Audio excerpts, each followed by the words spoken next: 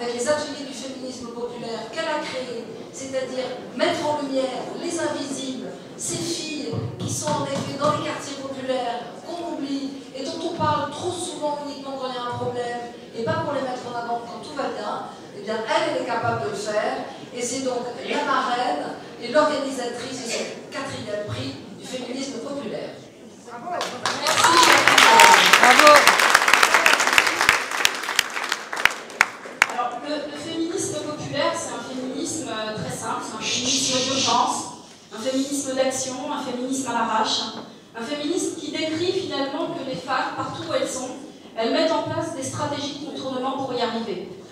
Et pour faire le lien avec, pour les femmes dans les médias, je n'ai pas spontanément sauté quand on m'a dit qu'on voulait que je sois coprésidente de cette association, parce que moi j'ai un quotidien qui est pénible, qui est précaire, qui est difficile. Je viens de ce féminisme populaire avec ma cofondatrice qui est là-bas, Wahba Saloudi, et ça fait 10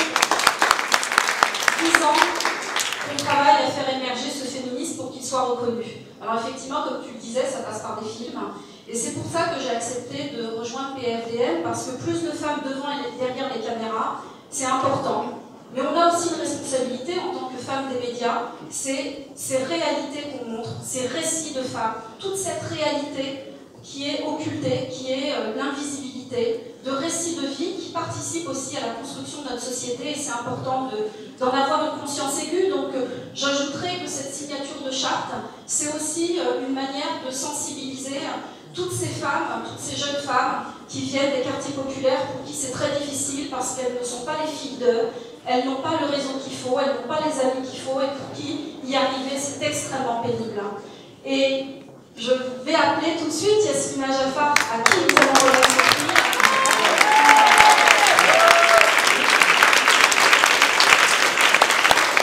Parce que Yasmina, voilà, ça fait partie de ces femmes pour qui j'ai envie de faire des films, montrer ces combats héroïques. C'est une héroïne. Et c'est important de faire des films qui montrent cette réalité. Pourquoi? Parce que ça devient des modèles identifiants. Et ça, c'est extrêmement important. Yasmina, je suis ravie de te remettre ce prix. Tu es une journaliste brillante qui a eu un parcours de dingue pour y arriver. C'était pas gagné, mais tu l'as fait. You did it. So.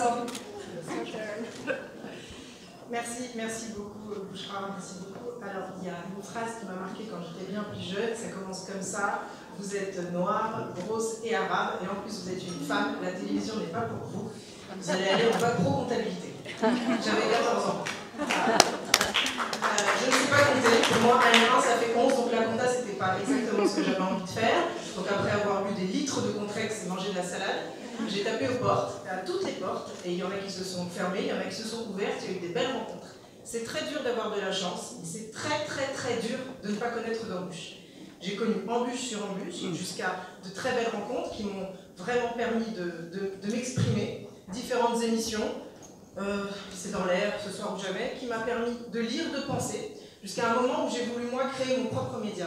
Parce que j'ai voulu aussi faire partie de ces femmes de médias, passer à l'antenne, dire des choses, et à ce moment-là, c'était plus compliqué. Donc en créant mon propre média, j'ai pu donner un avis, donner à penser.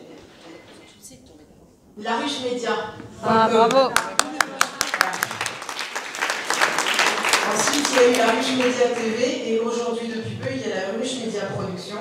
Je vois qu'il y a Mercedes Serra ici, il y a Tiffaine aussi dans la salle que j'ai interviewé. J'ai interviewé pas mal de personnes qui sont dans la salle pour mon média, jusqu'à moi me dire pourquoi ne pas aussi aller vers une plus grosse entité qui est une société de production pour laquelle je pourrais créer des programmes, faire intervenir des femmes et des hommes. Ce que j'aime beaucoup dans cette idée aujourd'hui, c'est que c'est très inclusif.